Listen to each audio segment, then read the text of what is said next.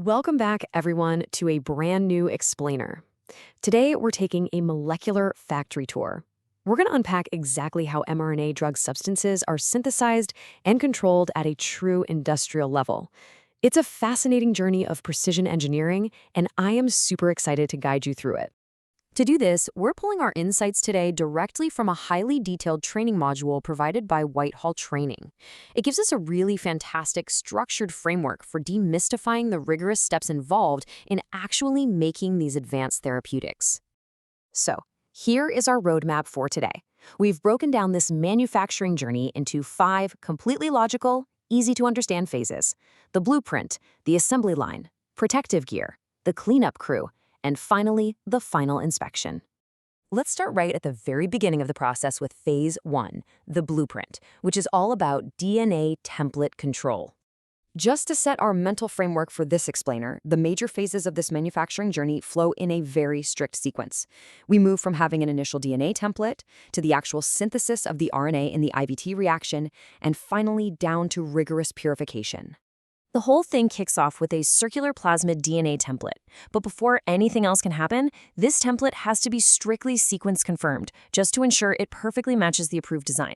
Then, it undergoes a crucial step called linearization. Basically, this converts that circular plasmid into a linear form. And that's absolutely vital because it literally tells the manufacturing machinery exactly where transcription should stop. Now, here's a quick knowledge check for you to think about. Why is controlling this initial DNA blueprint considered the absolute foundation of mRNA manufacturing? Why put so much effort into this very first step? Well, the answer is pretty simple. Errors propagate. Any smudge on the blueprint ruins every single copy made from it. Because every single mRNA molecule is transcribed from this exact same template, any template-level error or impurity gets replicated directly into every mRNA molecule in the entire batch. So without a perfect blueprint, a perfect product is just impossible. All right, now that we have our perfect, confirmed blueprint, let's move right along to Phase 2, the assembly line, where in vitro transcription actually happens. This step brilliantly illustrates the defining advantage of the entire mRNA platform. In vitro transcription, or IVT, is a totally cell-free, rapid enzymatic reaction.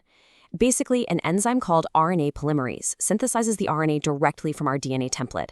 It easily adapts to new sequences as it consumes nucleotide inputs to build the mRNA chain. It is highly efficient and, honestly, remarkably elegant. Okay, so our raw mRNA is now successfully assembled. But it's incredibly vulnerable right now, which leads us to Phase 3, protective gear, consisting of capping and tailing. There are 2 contrasting ways to get a cap onto the mRNA.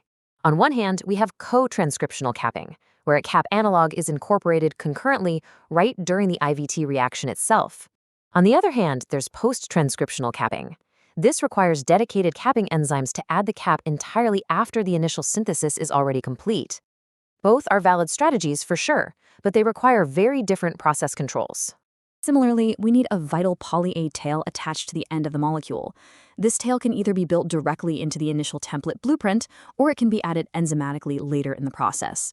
Whichever strategy a manufacturer actually chooses to go with, ensuring strict batch-to-batch consistency is always the primary goal.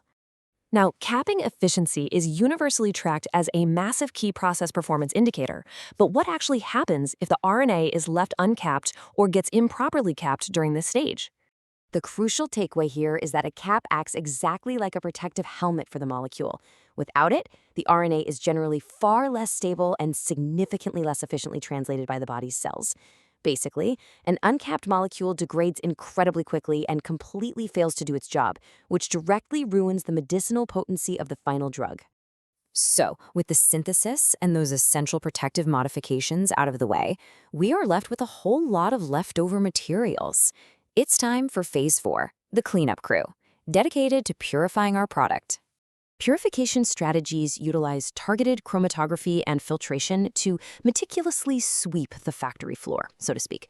They absolutely must clear out any residual DNA template, remove leftover process enzymes like that polymerase and the capping enzymes we talked about, and wash away any unreacted nucleotide building blocks.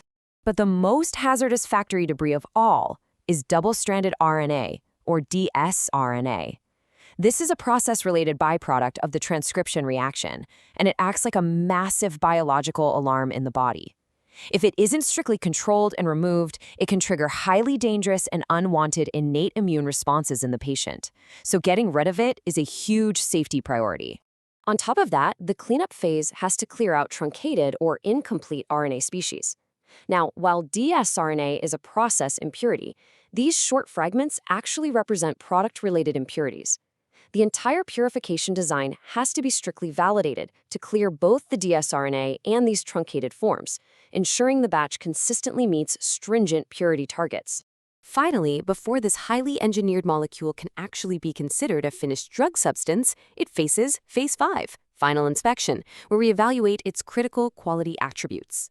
We rely on a very strict matrix of these critical quality attributes, or CQAs, for the final release specification.